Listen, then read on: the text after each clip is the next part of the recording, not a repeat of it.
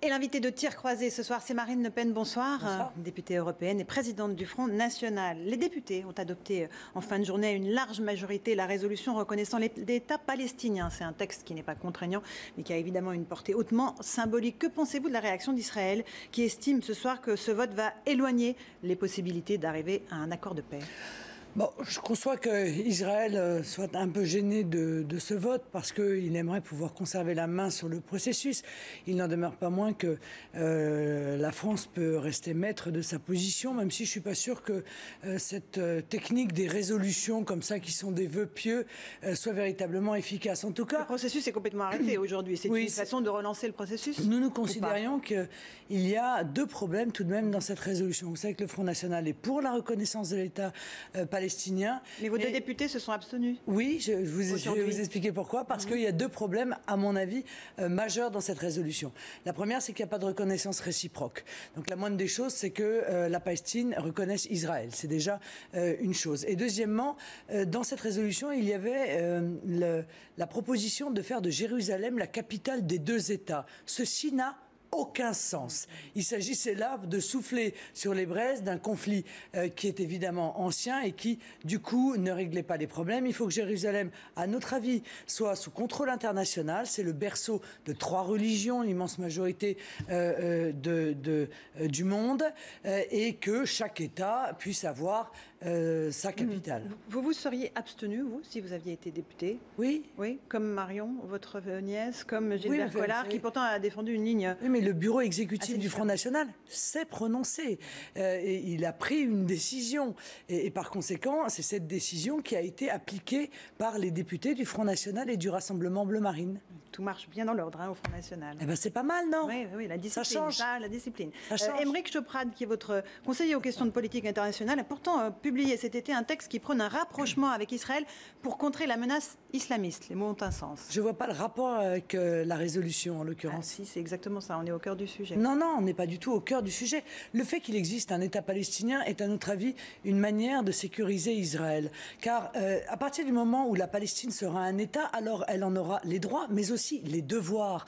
Faire entrer la Palestine dans le concert des nations, c'est l'obliger précisément à maîtriser son territoire, à lutter efficacement contre le terrorisme, au risque d'être jugé comme une nation. C'est avoir les pouvoirs régaliens pour qu'enfin la Palestine puisse être un État souverain, mais qu'Israël puisse vivre en sécurité avec, pour chacun, des frontières sûres. C'est cela aussi la démarche de cette reconnaissance de la Palestine, auquel, je vous dis, nous posons un certain nombre de conditions qui n'étaient pas respectées dans cette résolution. Il y a un infléchissement de la position du Front National sur cette question compliquée, évidemment, Israël-Palestine. Votre père, Jean-Marie Le Pen, dans son journal de bord, disait pourtant, il y a quelques jours, que Gaza est un camp de concentration dans lequel les gens sont privés de moyens de défense.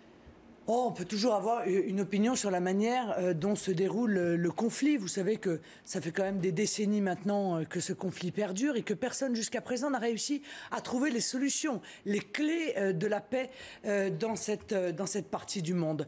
Mais il n'y a pas d'infléchissement. Le Front National a toujours été pour la reconnaissance de l'État israélien et pour la reconnaissance d'un État palestinien. Donc je crois que pour le coup, il y a une belle persévérance dans notre opinion. C'est quoi l'enjeu pour vous, l'enjeu politique ? Est-ce qu'il s'agit de reconquérir ou de conquérir l'électorat juif ? Non, je ne suis pas socialiste, moi. Je ne me détermine pas en fonction des clientèles que je cherche à attirer à moi. Car si je crois pouvoir dire que si cette résolution a été présentée, d'ailleurs M. Hamon l'a à peine caché, me semble-t-il, c'est pour lancer une sorte de signal aux populations musulmanes, françaises, qui pourraient ainsi se tourner vers le Parti socialiste. Eh bien, je trouve que c'est une toute petite vision assez minable, il faut bien dire, de la politique. Je pense qu'en politique, il faut avoir de la hauteur. Il faut penser à l'intérêt supérieur de notre pays. Et la France a beaucoup perdu, d'ailleurs, de la force de sa voix en matière diplomatique.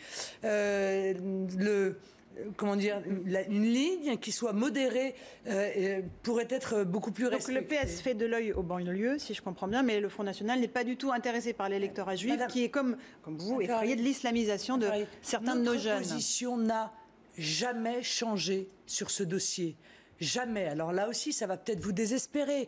Voilà, nous avons toujours tenu cette même position et nous continuons à la tenir.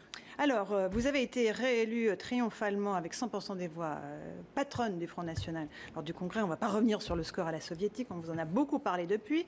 Néanmoins, on s'aperçoit quand même que le FN reste une entreprise familiale, le Front familial. Hein. Marion Maréchal Le Pen en plaisantait. Est-ce qu'on peut exister à la tête du FN sans s'appeler Le Pen ? La preuve, il y en a beaucoup qui existent. Bon, par conséquent, il y a 100 personnes qui ont été élues au comité central. Il y a des membres du bureau exécutif. Il y a surtout des adhérents qui votent, Madame Ferrari. Donc peut-être que leur choix ne vous plaît pas, mais en l'occurrence, c'est eux qui le votent. Je suis quand même étonnée de l'hypocrisie des journalistes. Vous voulez que Front familial. C'est pas moi qui le dis, Je suis quand même assez étonnée de l'hypocrisie des journalistes parce que j'ai dû croiser, les 50 journalistes depuis 2 ans qui m'ont dit tout le bien qu'ils pensaient de Marion Maréchal Le Pen, qui m'ont expliqué qu'ils trouvaient qu'elle avait énormément de talent pour son âge. Et en quoi ça me concerne ? Alors, pourquoi donc et en quoi ça concerne la question que je vous pose ? Pourquoi donc les journalistes trouveraient du talent ? Je ne suis pas les journalistes. Et pourquoi les adhérents du Front National n'en trouveraient pas ? Mais pourquoi est-ce que c'est une entreprise familiale ? Pourquoi est-ce que votre père président d'honneur, votre compagnon deuxième dans la position du comité central, votre nièce ça s'appelle les élections. C'est une dynastie ? Voilà, ça s'appelle les élections. C'est une famille qui donne effectivement beaucoup à la France. C'est une famille qui a beaucoup sacrifié. C'est une famille qui a beaucoup sacrifié à la France. Sa tranquillité, ses hobbies, sa vie de famille. Parce que nous croyons et nous avons été élevés dans l'amour de notre pays. Et nous sommes prêts à sacrifier, encore une fois, une partie de notre tranquillité. Tous les hommes et les femmes politiques de ce pays qui font le sacrifice de leur vie familiale, tous. Madame Ferrari, il est quand même étonnant, encore une fois. Allez, essayons de se parler franchement, sans animosité particulière.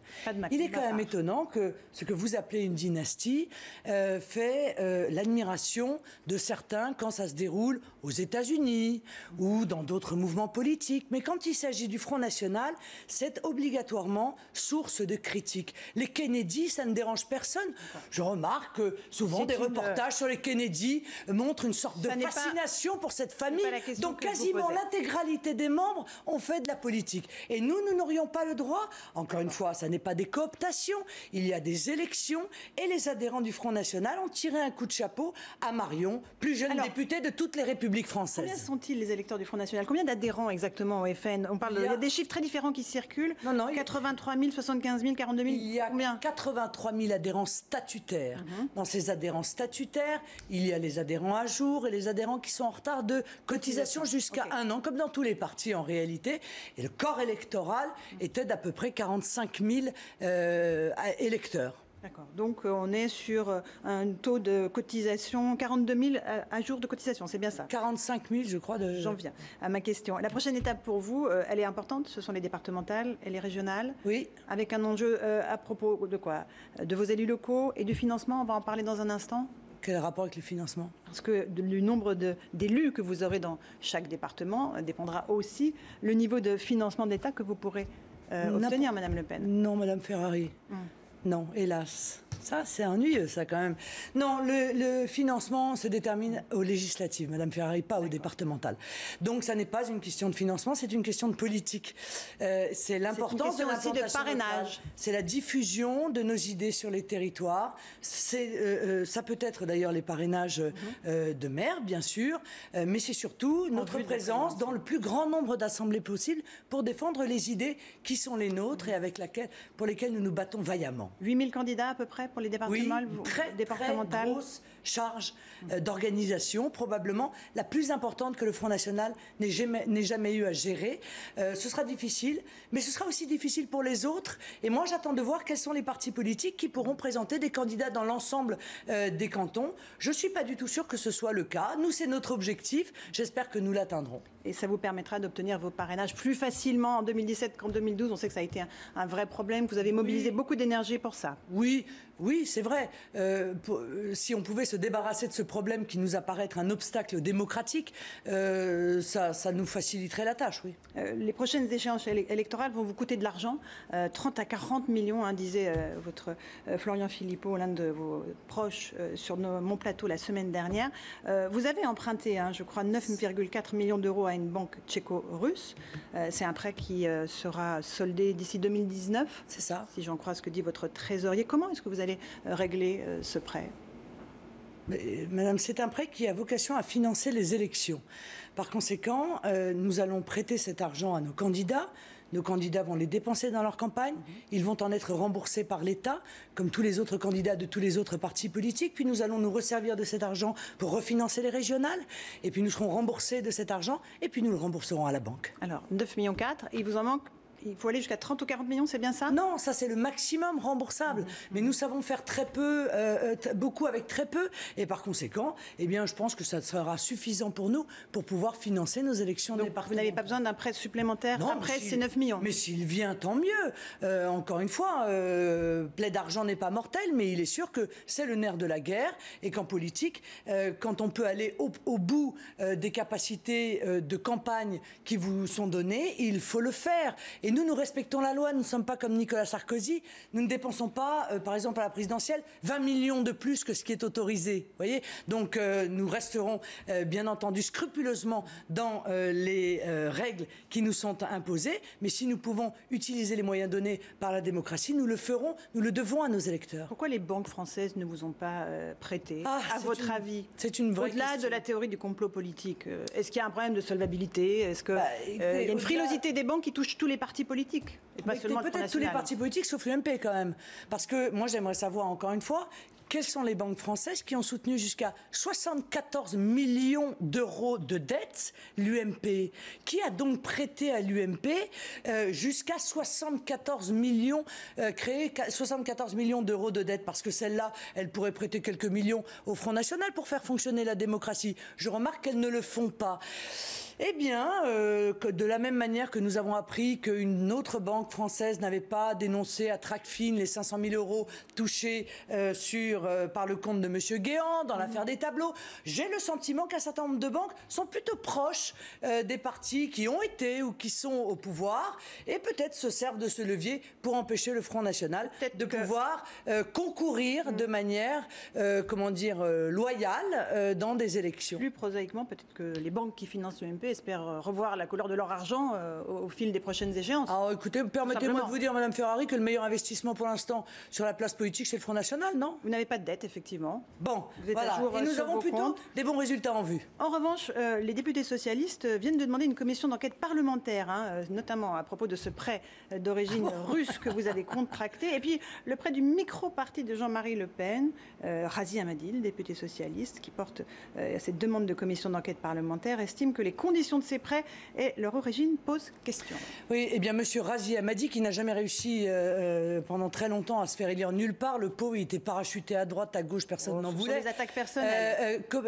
Non, lui commet une attaque personnelle, Madame Ferrari. Non, et ça s'appelle une diffamation par insinuation. Et je vais vous dire pourquoi. Parce que ce que monsieur Razi Hammadi ne sait pas, c'est que lorsqu'un prêt comme ça est fait à l'étranger, la banque qui est votre banque, fait l'intégralité des contrôles nécessaires précisément sur l'origine des fonds, sur le sérieux de la banque qui prête, etc. Donc, tous ces contrôles ont été effectués par la Société Générale, dont on ne peut pas, encore une fois, la soupçonner d'avoir un penchant pour le Front National, puisqu'au Front National, elle n'a pas voulu prêter d'argent. Donc il n'y a pas, selon vous, de situation grave d'immixtion d'une puissance étrangère dans la politique intérieure de la France? C'est ce que souligne Razi Hammadi. Oui, mais Razi Hammadi se trompe. À force d'être dans un parti de corrompus, il projette cette corruption ou cette suspicion sur les autres. Mais nous ne sommes pas comme eux, et par conséquent, nous avons fait un prêt parfaitement légal, que nous rembourserons parfaitement légalement, et nous nous sentons tenus à rien à l'égard de cette banque. Encore une fois, si une banque de n'importe quel autre pays du monde veut aujourd'hui nous prêter, nous serons prêts à prendre ce prêt, à rembourser par anticipation le prêt russe et à meilleures conditions, bien sûr, à prendre ce nouveau prêt, car les conditions qui nous ont été faites n'étaient pas particulièrement des conditions d'amis. Voilà, en ce moment, 6%, on ne peut pas dire que c'est un cadeau. Ok, voilà. Ce prêt a été rendu possible grâce aux bonnes relations tout de même que vous avez nouées avec Moscou. Non. Ah. Non, ce prêt a été trésorier Valéran de Saint-Just. Non, je ne le crois pas. C'est surtout les relations de notre député Jean-Luc Schaffhauser, qui connaît un certain nombre de personnes et qui a trouvé la 64e banque, je crois, russe, pour nous, encore une fois, faire un prêt. Mais avant, nous avions une piste à Abu Dhabi, vous voyez, ça n'a pas fonctionné. Bon, nous avons cherché, nous avons beaucoup travaillé, nous avons réussi à... Mais encore une fois, ce que j'aimerais, c'est c'est que tout le monde soit scandalisé par le fait que des banques françaises refusent de prêter à un parti politique français. Vous évoquez M. Comme d'ailleurs, vous savez, Madame Ferrari, quand je suis allée il y a 1 an et demi, je crois à peu près, ou 2 ans, 140 000 euros pour l'obtention de ce prêt. Oui, car il y a travaillé pendant de nombreux mois avant d'être élu. Oui, c'est 1% du prêt. C'est tout à fait raisonnable, Madame Ferrari, mais vous vous y connaissez, je pense, en matière de non, mais ça choque votre père, visiblement. Non, je ne le crois pas, non. Non, pas du tout. C'est exactement l'inverse qu'il a dit. Il a dit que ça ne le choquait absolument pas. Donc, je ne sais pas pourquoi vous nous cherchez comme ça des poux dans la tête. Ça fait 20 minutes maintenant. Ça fait 20 minutes maintenant. Il me semble que les Français peuvent quand même se poser la question, ceux qui votent pour vous, pas forcément tous les Français, est-ce qu'il n'y a pas une question d'indépendance nationale? Est-ce qu'un parti financé grâce à un emprunt russe, vous l'avez dit tout à l'heure, ne sera pas peut-être sous pression de ce pays si vous arrivez, comme vous le souhaitez, vous arrivez en 2017 à la présidentielle et à l'Élysée? Quand l'argent est prêté, si vous voulez, excusez-moi, mais il n'y a aucun devoir. À part rembourser la banque. Quel devoir avons-nous, à partir du moment où on nous a prêté de l'argent, quel devoir avons-nous à l'égard de cette banque, à part rembourser en 2019? Donc vous êtes totalement affranchi de Vladimir Poutine et de la Russie. Ça n'a absolument aucun sens. En aucun cas, vous ne calez votre ligne politique sur celle de la Russie. Madame, notre ligne politique, comme sur la Palestine, n'a jamais changé. Ça a toujours été la même, et ce, depuis de nombreuses années. Par conséquent, je trouve que cette insinuation est presque injurieuse. C'est une question. Et je pense que certains de vos électeurs peuvent se la poser. Non, mais la question ne se la pose pas. Financé par la Russie, quelle sera sa ligne de conduite s'il arrive au pouvoir? C'est ce que vous souhaitez. Non. Alors encore une fois, faisons le test. Que quelqu'un me trouve une banque américaine pour voir si je changerais ma position par rapport à la politique américaine. Vous êtes anti-américaine, on l'aura bien compris. Très bien. Eh bien, je le resterai, même si j'avais un prêt d'une banque américaine. Est-ce que, si par exemple la Russie envahit militairement l'Ukraine, comme c'est déjà quasiment le cas, la France de Marine Le Pen dira quoi? Mais Madame, je déterminerai ma position en matière internationale face à la situation que j'analyserai. Encore une fois, votre insinuation est injurieuse. Je pas, je pose des questions. Non, vous ne posez plus de questions, là, vous faites des insinuations vous injurieuses. Énervez pour rien. Alors permettez-moi de vous dire que vous avez peut-être trop fréquenté la classe politique française pour avoir une vision de ce qu'est l'éthique en politique. Pas vous énerver comme ça. D'accord. Est-ce que vous approuvez l'annexion de la Russie en Crimée? Pardon? Est-ce que vous approuvez l'annexion de la Crimée par la Russie? Nous avons été, c'est un sujet tout à fait d'actualité, les petits patrons qui manifestent dans la rue seront contents de voir que vous vous intéressez à leur sort. Nous avons été pour conserver l'unité de l'Ukraine, voilà, et sa souveraineté. Il s'avère qu'un gouvernement a été renversé et qu'un certain nombre de personnes ont pris le pouvoir sans légitimité. Qu'à partir de ce moment-là, la Crimée, qui a toujours été russe, qui est même le berceau de la Russie... Et il y a eu un référendum, et effectivement. Est-ce que vous approuvez cette annexion ou pas? Madame, je n'ai pas à l'approuver. Il y a eu un référendum. Ce référendum était légal compte tenu de la situation d'illégalité de l'époque du gouvernement qui était en place. Il y a eu, je crois, 98% de votants. Personne n'a d'ailleurs contesté les résultats de ce référendum. Et pour avoir été en Crimée, ce qui n'est peut-être pas votre cas, ça ne m'a pas beaucoup étonné que la Crimée décide de rejoindre la Russie, car la Crimée est russe, évidemment, depuis de très nombreuses années, vous le savez. Effectivement, vous n'avez pas changé de ligne, vous êtes pro-russe comme vous l'étiez hier. Un mot de Nicolas Sarkozy, le nouveau président de l'UMP tente le rassemblement. Pas facile. Par rapport à quoi? Par rapport à pro-américain? Par rapport à la Crimée, oui, par rapport Non, mais c'est marrant parce que, je veux dire, si... encore une fois, si on considère que lorsque l'on ne défend pas des positions exclusivement atlantistes, ce qui est le cas de l'ensemble de la classe politique française, on est pro-russe, excusez-moi, mais je trouve ça un peu binaire. Moi, je ne suis ni pro-américaine, à la différence de beaucoup, ni pro-russe. Je pense que la France doit être indépendante et doit avoir à l'égard de ces deux grandes nations le même comportement respectueux et doit trouver avec eux un point d'équilibre. Ce que je conteste, c'est la guerre froide menée à la Russie. Je pense qu'elle va à l'encontre des intérêts de la France. Voilà quelle est ma position. Mais je crois qu'encore une fois, jamais on ne suspecterait ceux qui défendent la politique américaine d'être par exemple payés par les Américains. Alors Nicolas Sarkozy, vous voulez bien en parler? Nouveau président de l'UMP qui tente le rassemblement. Pour vous, est-ce que le plus dangereux à affronter en 2017, ça serait un Nicolas Sarkozy qui a déjà par le passé tenté de siphonner les voix du Front National, notamment en 2017, ou Alain Juppé qui au contraire ira plus vers les centristes, peut-être vers la gauche?